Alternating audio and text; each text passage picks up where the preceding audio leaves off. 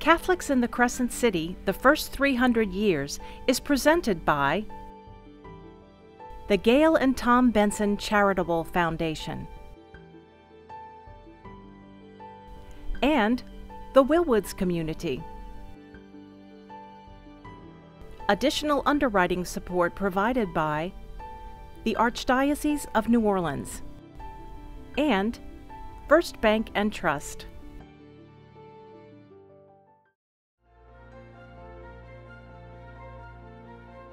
The location on which the cathedral is built goes back to the day that New Orleans was founded. On the very day that Bienville founded the city of New Orleans, there was a missionary priest who was with him. And he said to the missionary priest, "This is where I want a church." And that particular spot that he pointed to is where the cathedral is 300 years later. For 3 centuries, the church has stood its ground.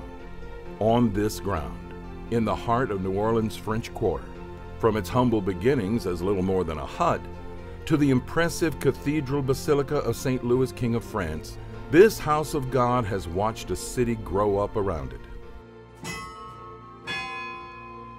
Its bells have kept the time. Its walls have weathered storms and witnessed war. Its dead are buried beneath the foundation. 10 flags have flown over this ground. Its beauty and endurance have made it a symbol of the city. Whenever someone anywhere shoots the city of New Orleans, what's the first thing you see? That camera comes over, and there it is. It is the cathedral, and everybody goes, "We're in New Orleans."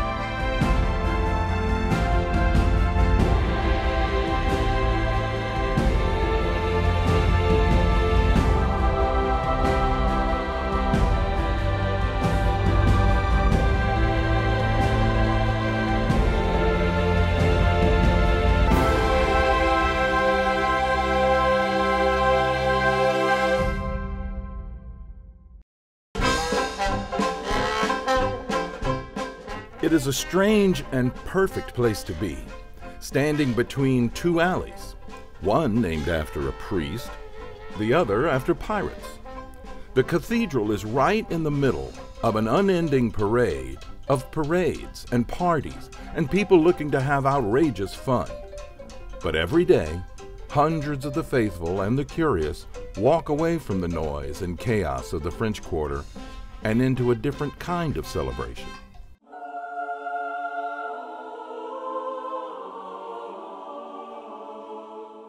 Since the very beginning of New Orleans, this is where worshipers have gathered. In the past 3 centuries, the walls, the art, even the footprint have changed. But throughout its history, this has been a place of prayer and worship, reflection and repentance, celebration and mourning.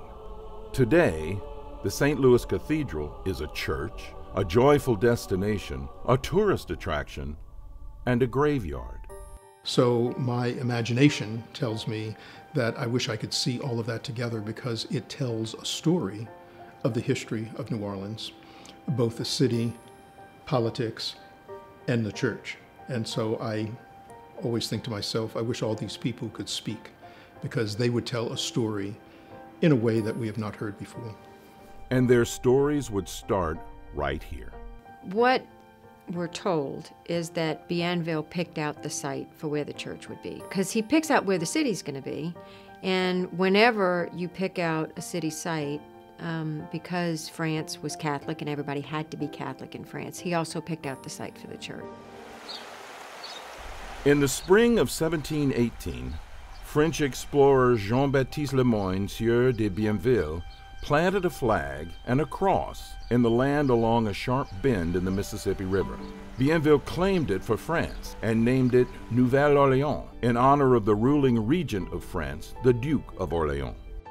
New Orleans would grow on top of and around this historic spot until one day, nearly 3 centuries later, archaeologists would take a good look at the cathedral garden, digging down through the layers of dirt and time to see the secrets buried beneath. And they uncovered the remnants of buildings that are not found on the earliest maps and plans of the city of New Orleans. And so the archaeologists have concluded that the garden sits on ground zero for New Orleans, where the settlers pitched camp and started the city. And the church sits at this heart, this historical heart of New Orleans. The first church would have been a rudimentary building. So, I mean, it would have been almost along the lines of a hut. We really don't have a very good description of it, but it would have been like everything else, that they had to put up something. Whatever it was, it didn't last long. In 1722, a hurricane destroyed most of the structures in the fledgling town. So as the people rebuilt, along a grid pattern designed by French engineer Adrien de Pauger, they kept to the plan and put the church right in the center of the town square. De Pauger designed the church as well. It would take several years to finish, and in the meantime, Mass was said in a lot of different places: a storeroom, a tent, even a tavern. Dedicated on Christmas Eve in 1727, this was a much sturdier structure. Bricks between posts with supports and buttresses, cruciform style, with a 112-foot long nave, 32 feet wide and 34 feet high, and a small belfry over the entrance. De Pauger would not live to see his design completed, but he had a request before dying: to be buried within the foundation. Over the years, many others would find their earthly rest alongside him. In the very early days of the church, it was a small settlement, it was a small city, and so anybody could be buried in the cathedral. Just regular lay people who would pass away could be buried in the church. We also have a number of people who died throughout the years, like way back in the 1700s, 1800s, and of yellow fever or whatever plague hit the city at the time. And there's hundreds of people who are buried inside the nave of the church. As the living took their place in the pews, the new church would get a new name. And this is the parish of St. Louis. It's not a diocese, it's not an archdiocese. This is just a very humble parish church, and it's the parish of St. Louis, and it's dedicated to St. Louis, King of France. St. Louis IX, a 13th century French king. I believe they were probably trying to honor the king at the time, who was not St. Louis IX, but was another Louis. And so they picked the saint of the bunch and named the church after him. That church stayed for those 60 years, and it wouldn't have changed much. Because it was the church where everyone was going. It's where we see those first sacraments happening. We see baptisms, marriages, funerals, confirmations. There's a lot, everything centers around church. The government, the king and France, supplied funds for the church. But parishioners also gave, and some money was collected by the traditional renting of pews. For a fee, wealthy families could reserve select seats for use during Mass or other occasions. Because this was French territory, ruled by the king, it was the law. Everyone was supposed to be Catholic, which was still the case when Spain took over the territory in 1766. The language changes for the government. The people here still speak French, and they maintain their French. What we see change is you see that the sacramental records changed to Spanish. So Spanish was being used by the government officials, but it's not necessarily what was being spoken in the street. The French people still spoke French. The Spanish soldiers and the other Spaniards that would have immigrated here would have certainly spoken Spanish. Still, the church made sure to print catechism in both French and Spanish. But for the most part, French was the language of the people. On Good Friday in 1788, at 1:30 in the afternoon, a fire broke out in the private chapel of the military treasurer about a block away from the church. A strong southeast wind fanned the flames.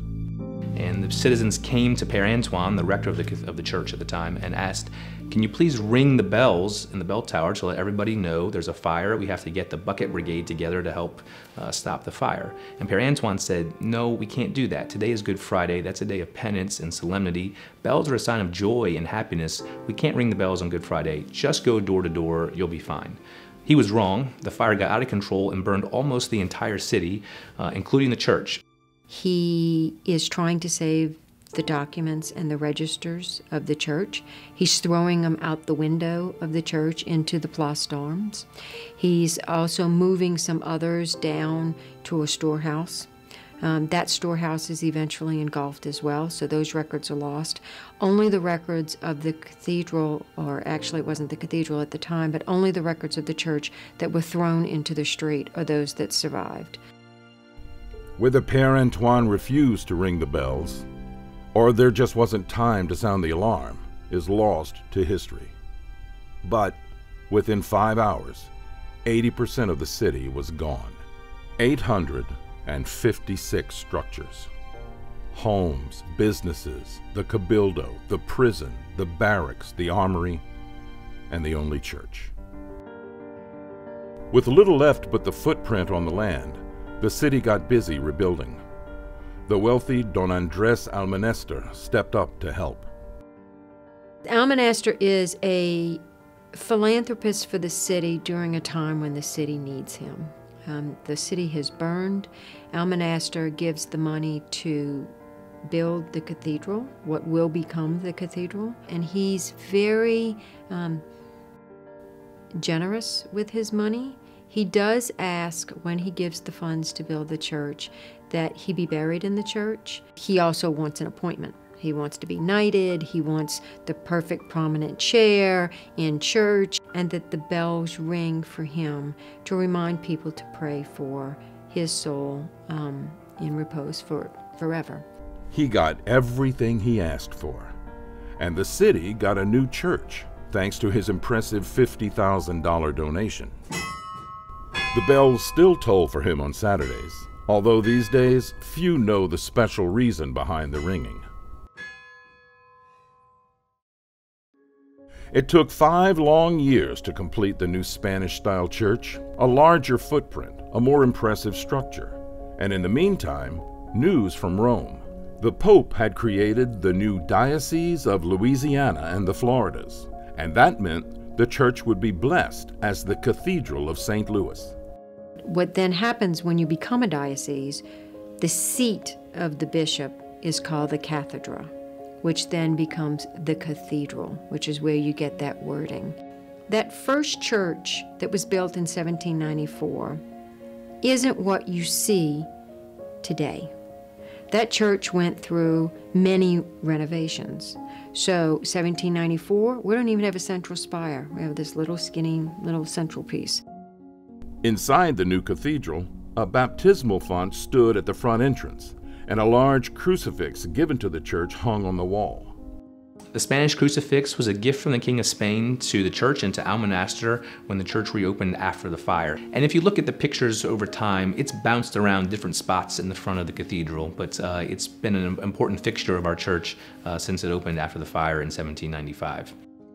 During both the French and the Spanish colonial periods, the church functions hand in hand with the government. So the government is overseeing the expenses because the government is also adding to and helping support the church. There is no separation of church and state back then. But all that was about to change. The Louisiana Purchase in 1803 meant the end of royal support for the church, and for the first time in the city's history, people didn't have to be Catholic. The absence of strong leadership in the church would last for decades. But the cathedral was still the center of town, the symbol of worship, the place of prayer, and even the fire watch location. In 1812, the acting mayor said that there had been a number of fires set in the city, and he asked to use the cathedral's tower closest to the cabildo, so there could always be someone up there watching, and someone to ring the bells and light a beacon indicating the direction of any flames he might see. Spires were added to the side steeples in 1814, but soon thoughts of any other renovations would be put on hold, because later that same year, the cathedral would become a rallying place as the city prepared for war. The War of 1812 was making its way to New Orleans, and the British were coming. Prayer inside, patriotism outside. Military reviews staged directly in front of the church in the square known as the Place d'Armes. The rector wrote the ominous news of the invading army in the Sacramento Register. In the first week of the new year, General Andrew Jackson and his ragtag army knew they were outnumbered and outgunned.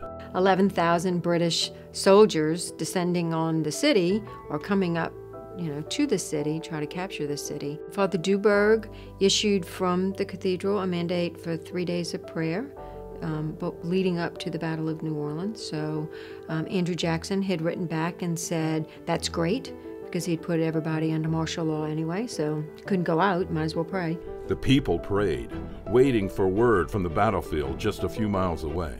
And when the victory news came, it was Jackson himself who asked for a celebration at the cathedral, recognizing God's hand in the victory. The whole city turned out, and the Te Deum, a song of thanksgiving, was sung in the church. It's this huge grand celebration. There's a part about Andrew Jackson riding up on a horse and into Jackson Square and going into the cathedral. Not on the horse, but going into the cathedral.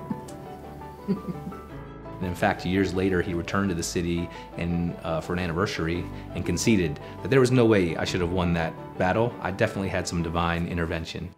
The Ursulines made a promise that, in thankful remembrance, they would sing the Te Deum every January 8th from then on. The church has honored that commitment through the centuries.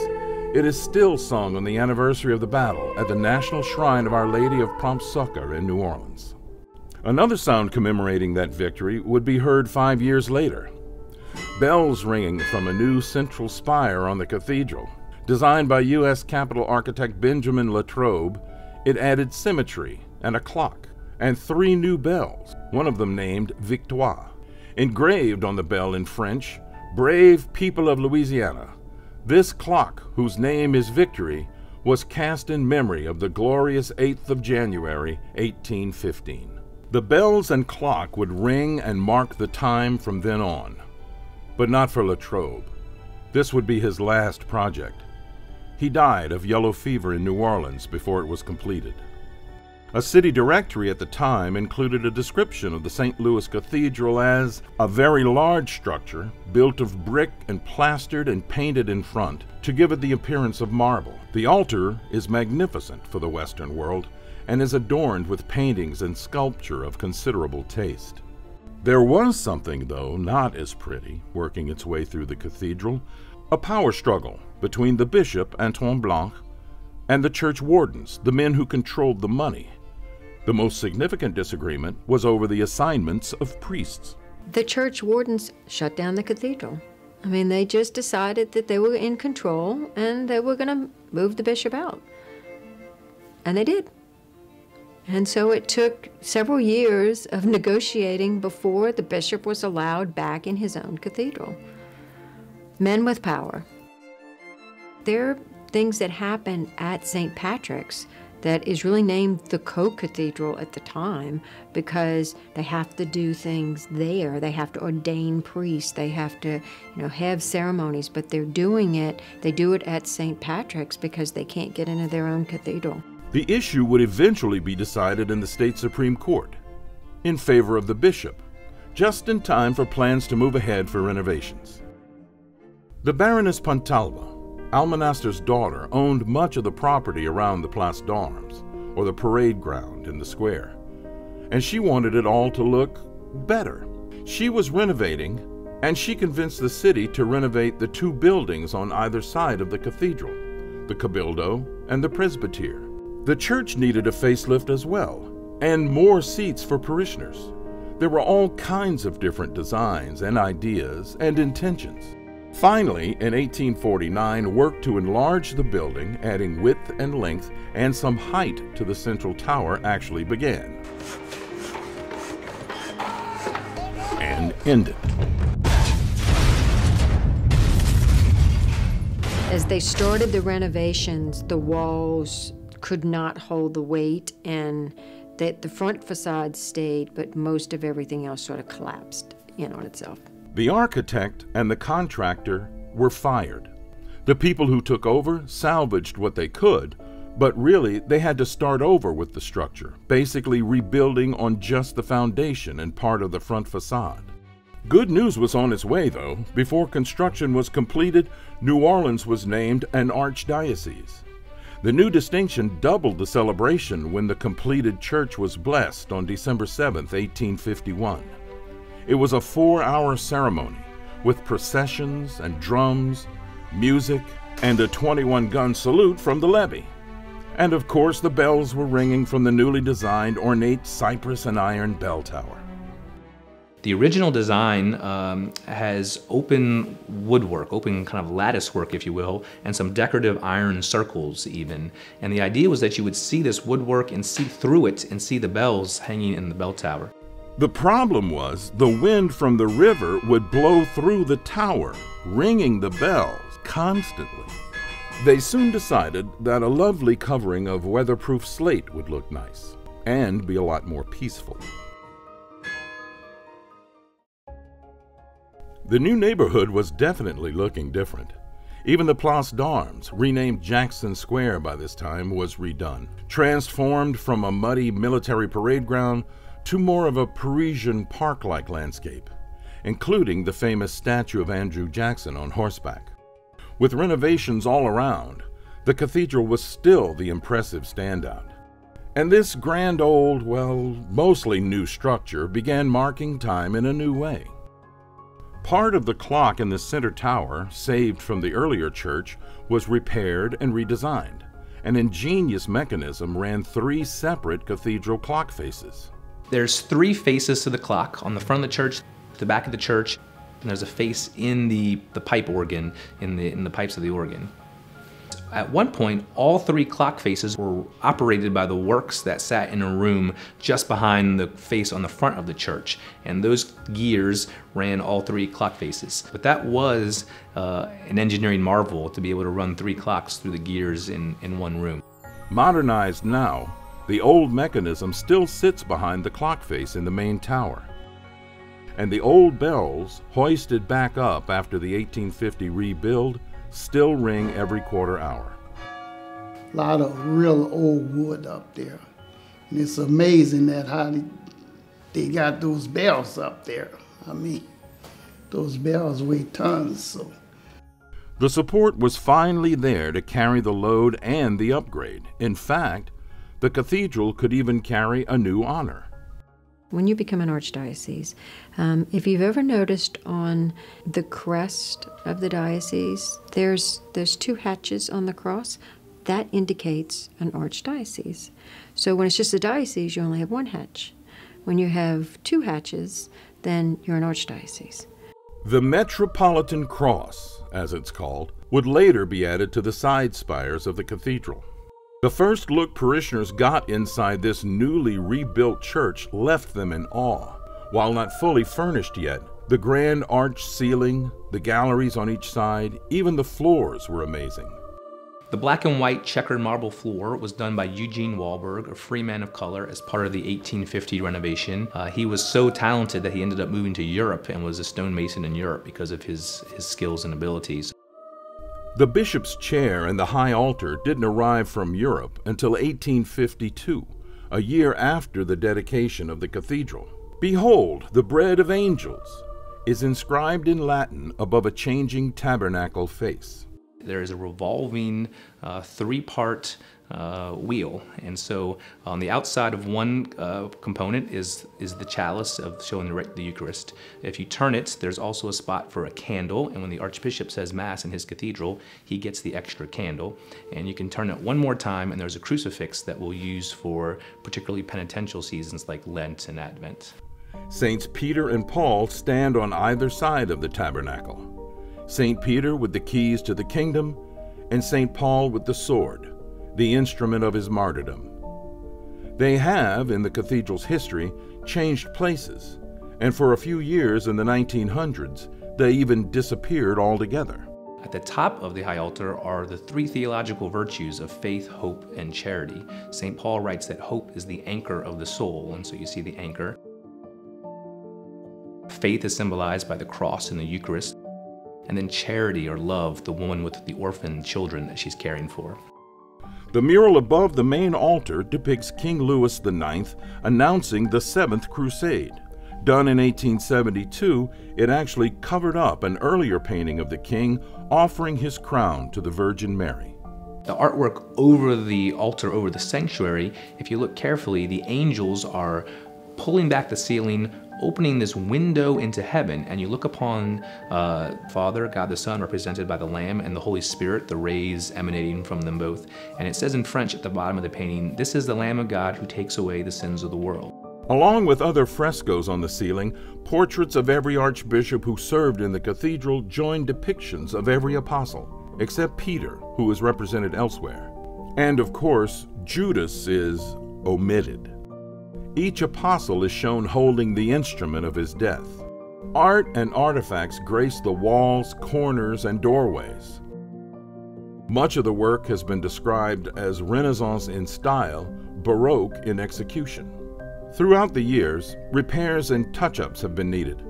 Paint colors lightened and darkened, rails installed and taken away, artwork and furnishings have changed position. However, this painting of St. Francis of Assisi has hung in the same spot on this wall since the rebuilt cathedral opened in 1851. Henriette Delille, a free woman of color, would often see that painting hanging in the front of church. Having rejected a life of luxury as a mistress of a wealthy white man, she chose to dedicate her life to God. Racial barriers kept her out of other religious orders, but not away from service. Her name is found many times in the sacramental records of the cathedral, acting as a witness to marriages and as a godmother to children who had no one to stand for them. She took private vows before the bishop and a priest who helped her start her own order, the Sisters of the Holy Family.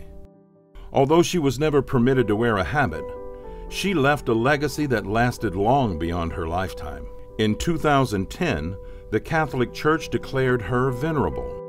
The image of her standing before the cathedral's baptismal font is captured in stained glass in what used to be the baptistry. It is now called the Mother Henriette Delille Prayer Room. And her religious order still exists today, primarily running schools in New Orleans and elsewhere. And her cause for canonization, for sainthood, is being pressed at the Vatican. And so we're hopeful that she'll one day be our own homegrown New Orleans saint. The baptismal font used for all those baptisms, every baptism since the late 1700s, survived through the years. It's still in use today. In the early 1900s, new stained glass was added to the cathedral's first floor. 10 windows depicting the life of St. Louis IX, King of France, from birth to canonization as a saint in the Catholic Church. He's a great patron for our city and our cathedral because of his reputation as a ruler who looked after the least of his kingdom. In fact, every year on his feast day, all the priests and nuns and religious, even the Pope himself, will read a letter that he wrote to his son about how to be a good ruler. The 10 flags of those kingdoms and countries that have ruled over Louisiana hang on the right side of the balconies. On the left, the papal flag, the U.S. flag, the cathedral's coat of arms, and the coat of arms of 6 other Louisiana dioceses. Over the centuries, music has played a key part in worship here. The first choir master is mentioned in the archives in 1725. The Church of St. Louis, the present-day cathedral, there you heard the music of the period, primarily Gregorian chant and other French and Italian music of the period. For the first time during the Spanish period, the names of organists begin to appear at the cathedral. Several organs have had a home here. The most recent weighs 28,000 pounds, is 54 feet tall, and has 4,500 pipes. Above and below all the grandeur that is visible in the cathedral, lie some of its most interesting secrets. The other side of art, the architecture of the arch.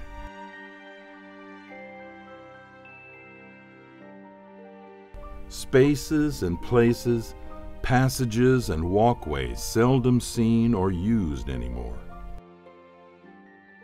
Old, worn wooden stairs lead up past the organ and choir loft to windows that have given watchmen and priests, and perhaps a few parishioners, a unique view of the happenings in the town square. Hallways lead to more stairs and dead ends and empty spaces in the central tower. When I first started working there, Father Barrett, he was the rector here.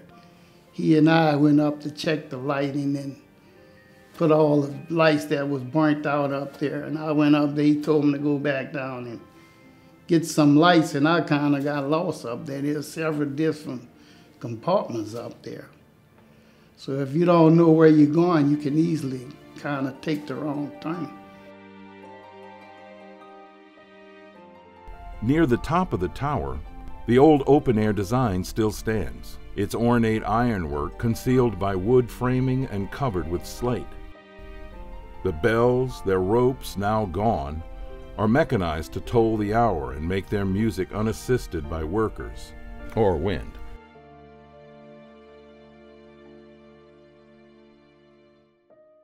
Beneath the cathedral's floor, within its foundation, lie the remains of those who have worshipped and served here. Large marble stones tell some of their stories, placed on the walls, lined up near the altar, or embedded in the floor. The entire cathedra is on casters, and so if they have to access the crypts where the archbishops are buried in the sanctuary, they can wheel the cathedra away and access the floor to the burial sites. The archbishops are buried in the sanctuary, and it's really just a series of niches below the floor, so there's not really crawl space or any place that you could walk around and like the way some catacombs are set up. And that's a great piece of this Catholic culture too, that we are with the dead. The saints and the angels and the deceased aren't gone. They're still part of the body of Christ, and they're still part of the church, even if they're not among the living. It's also an interesting reminder for the archbishop that today I'm sitting in a nice chair and everybody's watching everything I say and do, but tomorrow they'll be walking all over me when I'm in the floor. So there's a piece of that is meant to help us be humble and remember what this life ultimately leads to, death, but hopefully through Christ, resurrection.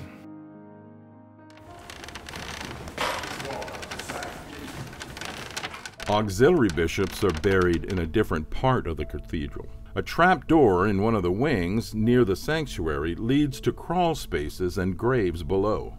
Small tombstones mark the resting places beneath this part of the church. While access is tight and tricky, there is still room.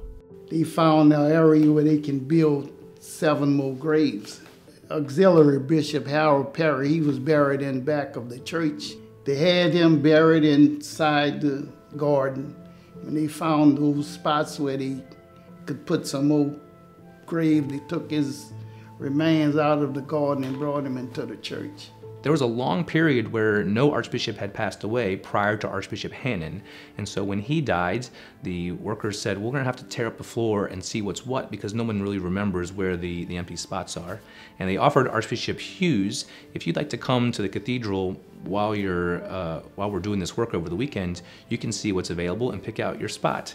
And Archbishop Hughes said, well, I know it's a lot of work to get into that crypt, and I was hoping I would just die at the same time as Archbishop Hannon, and you could do a 2-for-1 funeral and get us both out of the way at once. But I gotta tell you, I'm feeling pretty healthy today, so it's probably not gonna work out.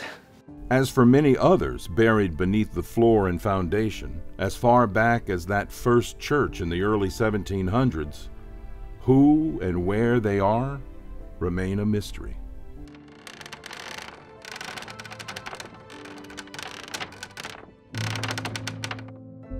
And we have excellent sacramental records to know who died and who had their funerals here. But in the 1850 renovation, when the walls collapsed and fell in, they didn't do a very good job of keeping track of who's in which spot. So not until the resurrection of the dead, when everyone rises from their graves with their earthly resurrected bodies, will we know who's where.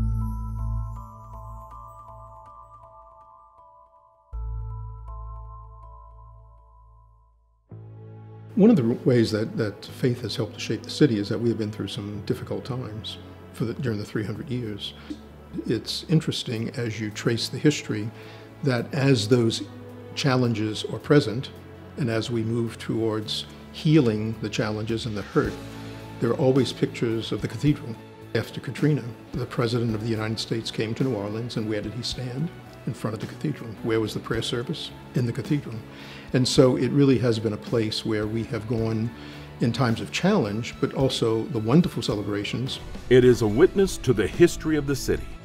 In olden days, because most people went to church here, its front doors held important announcements and notices. Things happened within its view that changed the course of history. Governments changed, storms raged, and war camped at its doorstep. During the Civil War, very little happens to the city because the city falls very quickly. The city falls and is taken over with little fanfare in April of 1862. And while the people suffered through hunger and shortages during the Union siege, the city itself remained intact. The cathedral is not affected, so you don't see, like you see in other places, a cannonball or fire on the cathedral. There isn't that. It just doesn't happen because we've fallen under General Butler and the control of the Union Army very early. But you know, there is one instance that happens in 1865. That was after the war. A cannon salute from General Farragut's ship went astray and smashed into the cathedral clock. Years later, after the turn of the century, there was an intentional attack on the cathedral. In 1909, there was an explosion inside the church near the choir loft. As one writer put it, some miscreant placed a dynamite bomb in the cathedral, and the explosion not only shattered the window glass, but the galleries were badly injured. Only by a miracle did the venerable edifice survive this dastardly outrage. There were no injuries, and they never found out who did it.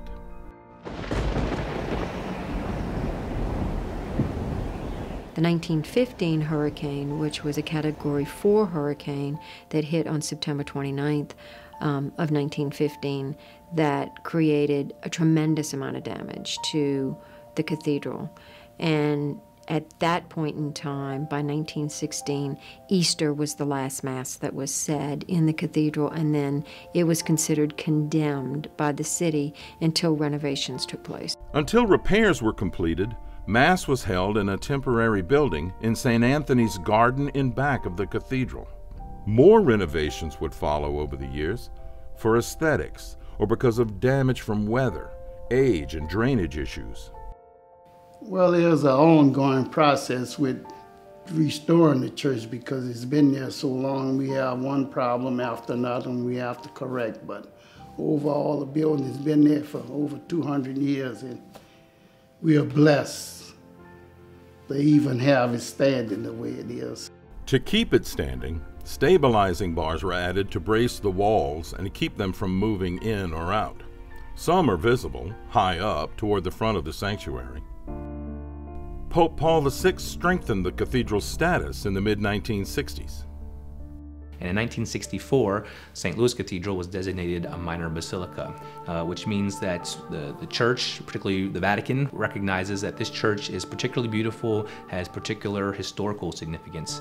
And so you'll see in the back of church, in the display cases, the umbrellino, or the umbrella, the canopy, and the tintinnabulum, or the bell, as symbols of that status that Rome has given us to recognize us as a particularly beautiful and historic church. The cathedral was blessed and given a new title, the Cathedral Basilica of St. Louis, King of France. When you become a minor basilica, there's a commemoration that has to take, there's a blessing that has to take place, there's a ceremony that has to happen in the cathedral to bless the walls, and there's a wonderful photograph of Archbishop Cody and how that's being commemorated, and the cross that's on the floor, and what has to happen in order to elevate it to that status. The next archbishop would later ask the Pope for permission to continue using the familiar and much-loved name, St. Louis Cathedral. Permission granted. In the 20th century, there was this kind of movement to undecorate think all churches, but the cathedral fell victim to this. So Peter and Paul were taken off their perches and sent to the convent attic. The choir stalls were taken out, the communion rail was taken out, the clamshell pulpit taken out, all that was just toned down. Years later, people wanted the worship space to be filled again with the old adornments, statues, and art that had been stored away. Saints Peter and Paul were found in the attic and restored to their places, as were many other historical and artistic pieces. In fact, the rector found a hidden gem with a hammer. And Monsignor Crosby Kern, the former rector of the cathedral, could see from the outside of the church that there were windows, but on the inside, drywall. And so he went up behind the high altar with a hammer and just pounded through the drywall to expose the window, and had somebody come and finish the job. Brilliant blue stained glass made from seashells. 3 windows high up behind the statues of hope, faith, and charity. In 1987, the entire city celebrated as Pope John Paul II made a 3-day visit to New Orleans. You know, whoever thought there'd be a Pope-mobile going down Decatur Street? And the Pope then coming into the cathedral and saying Mass, and then for him to become a saint. This cathedral of St. Louis is the focal point of the city of New Orleans. So too, Christ is the very center of your lives. I think by his visit, his presence, and I experienced that myself. I was mesmerized by the man. You could just look into his eyes and see the saintly, the holiness. He just projected that onto everyone. And I knew that I was in the presence of a holy person. We now have a beautiful statue outside of the cathedral of the Pope, Pope John Paul II, with children around him. And it's to commemorate his visit to the city during that time period, because it was such a great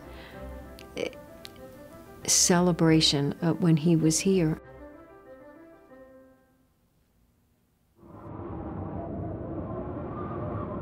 On August 29, 2005, Katrina slammed into New Orleans.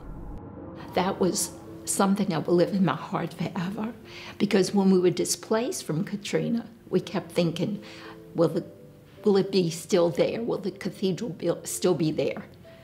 And when they celebrated that first Mass, it was just beautiful. And while the cathedral was spared major flooding and damage, part of the roof was torn away, allowing water to pour into the building and the organ. The organ had just been completely renovated, and it was a very extensive renovation and very expensive renovation. And Hurricane Katrina came, and that section of the roof then leaked into the organ, and we had to have the renovation completely redone. Outside in St. Anthony's Garden behind the cathedral, the storm had ripped up trees and torn down gates, and the thumb and one of the fingers from the statue of the Sacred Heart of Jesus in the garden were gone. They turned up later in the cleanup. The Archbishop held on to them, promising to put them back when the city was back on its feet. They were replaced 10 years later. Although the garden was damaged, a lot of people saw an opportunity here. So before it was redone, an archaeological team from the University of Chicago was allowed to do some digging to fill in some missing pieces of history. They were able to go down in the first season of archaeology and uncover the 1788 street, the sidewalks, the drains, everything. And digging deeper, they were able to see the footprints of those who passed through the garden in the shadow of the cathedral. Throughout the history of the city, this has been used by a variety of people.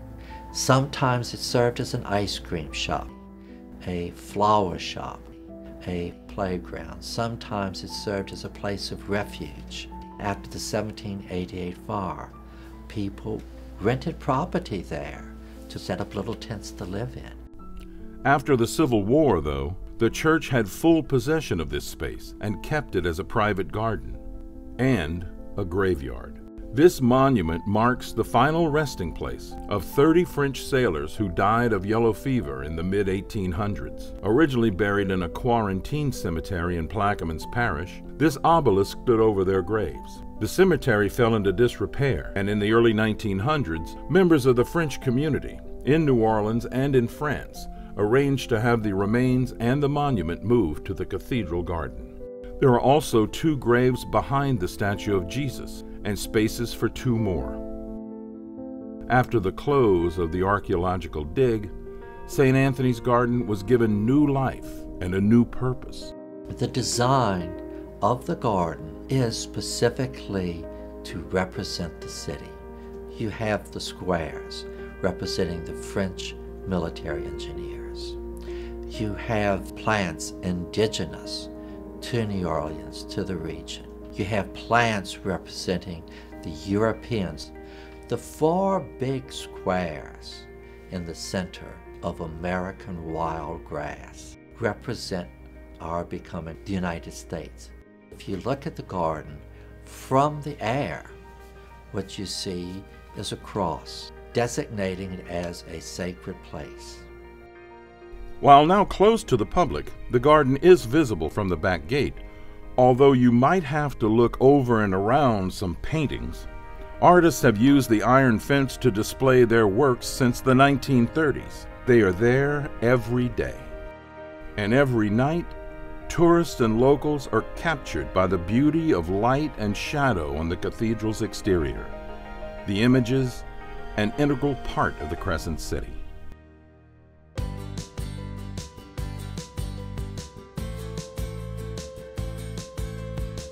It's fantastic that this is the front door to the city of New Orleans, and people come through because it's free, it's air conditioned, but also they know that it's a symbol of the city. It has an important part in the history of our city, and they want to see what's inside. Few tourists have come to the French Quarter in New Orleans without stopping to see the St. Louis Cathedral. And if they have a camera, they take a picture of this to remember New Orleans.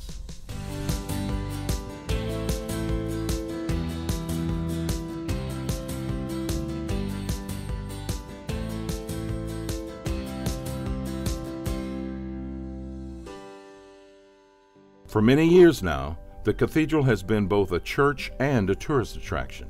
We have to share all this beauty with the public.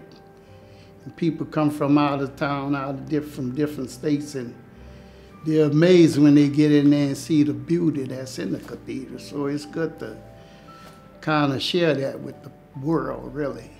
Many who walk through these doors are not Catholic, not religious at all.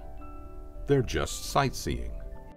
No, it doesn't bother me at all. The cathedral says who we are as New Orleans. The cathedral says that Catholicism was planted here over 300 years ago. So when you are able to explain that to people, I think it's really a source of evangelization. They have a respect. It's a respect that goes very deep, even non-Catholics. When they walk into that cathedral, it's like they just immediately, their eyes go up into the beauty of the artwork on the ceiling.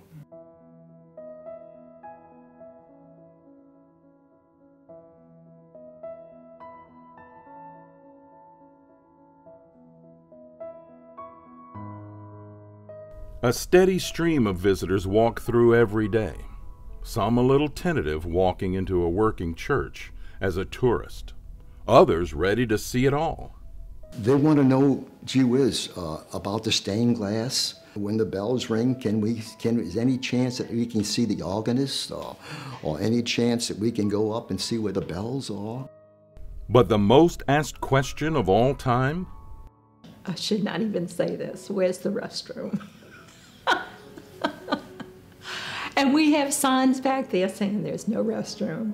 Every once in a while we'll hear, well, why don't you have a restroom? He will say, well, the church is over 250 years old. And I just say, there's no plumbing in church at all. I'm so sorry. And that usually gets by. Some people are stopped even before they get into the church, just for decorum and to protect the building. Some of them come in there with drinks and you have to tell them, especially alcohol. Believe some people come into church with alcohol. So you have to pretty much stay on top of things of that nature. If you look carefully at the angels that hold the holy water along the center aisle, they've had their arms broken and their heads were knocked off and bowled down the center aisle. Somebody came into church and was more than disrespectful. In 1971, the streets between the church and around Jackson Square were closed to traffic, creating a pedestrian zone. Now it is filled with street performers and bands, vendors and tourists, and noise. The happy and hectic sounds of the French Quarter right at the cathedral's front door.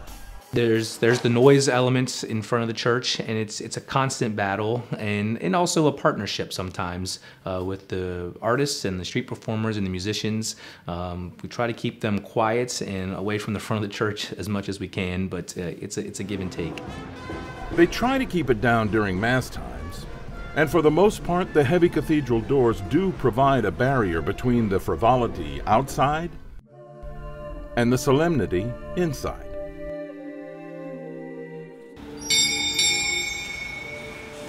Mass is said daily at the cathedral. All are welcome, even those who aren't really there. Welcome to the Daily Mass from historic St. Louis Cathedral in New Orleans, Louisiana. It's televised live each weekday for those who can't get to the church. The opportunity for confession is also available, and not just for parishioners.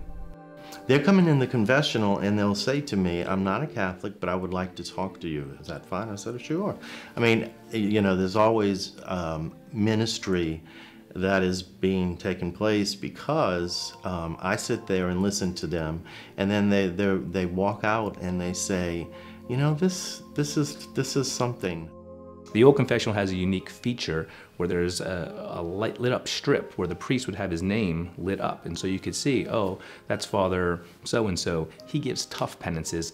I'm going to go over there to the other line for a lighter sentence. And the former rector of the cathedral, Monsignor Kern, told a great story that he heard a confession for a woman who only spoke Cajun French, and he thought he knew enough to get by, so he heard her confession and told her, for your penance, why don't you pray Trois Cents Salut Marie? And the woman reacted negatively, oh mon Dieu, Trois Cents Salut Marie? And he said, yeah, pray 3 Hail Marys, you'll be fine. And off she went, and he thought about it some more and realized that he had told her to pray 300 Hail Marys.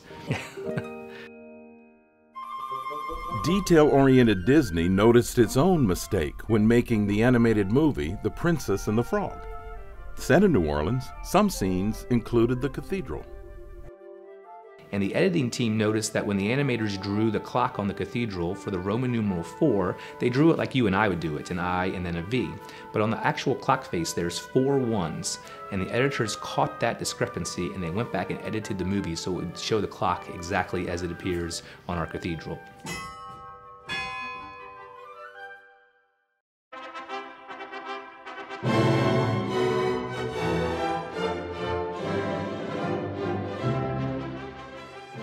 Sought out as a wedding venue, the cathedral is often booked years in advance.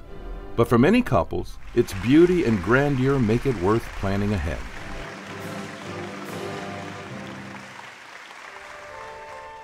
Major events fill the cathedral calendar: daily mass, special masses for holidays, for different professions, the legal, medical, and hospitality industries among them. There are ordinations and funerals, and many leaders of government begin their terms here in this house of God. It's used not just by the church, but most often when there is an interfaith or ecumenical service, the first question that comes up is, can we use the cathedral? And in the cases that we don't use it, the only reason is because of parking. It's hard to get to. But if the parking were better, we would have even more activities at the cathedral.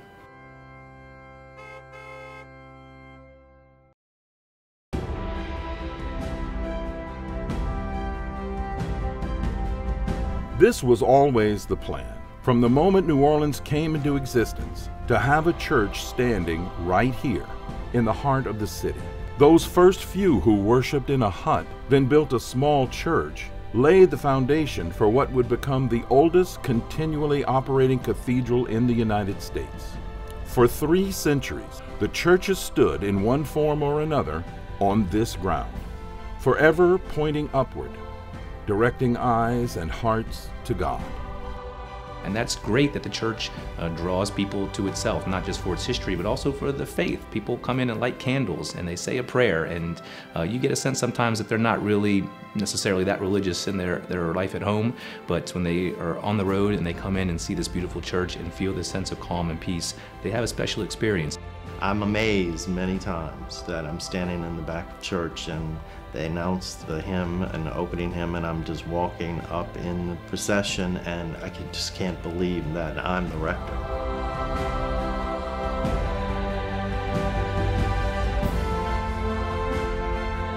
A lot of times we'll be closing the church and there's no one in church, and we're there all alone.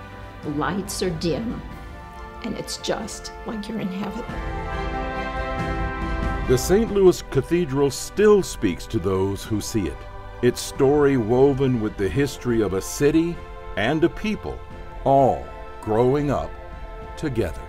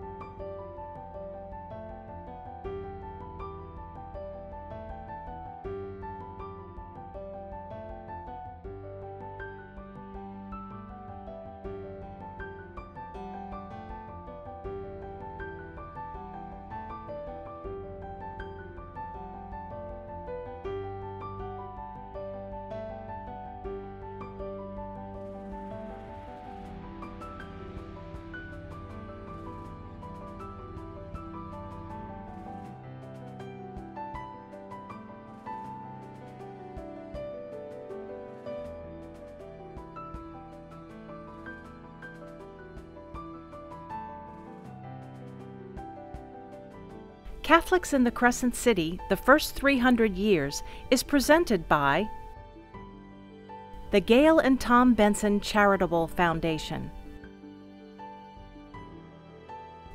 and the Willwoods Community. Additional underwriting support provided by the Archdiocese of New Orleans and First Bank and Trust.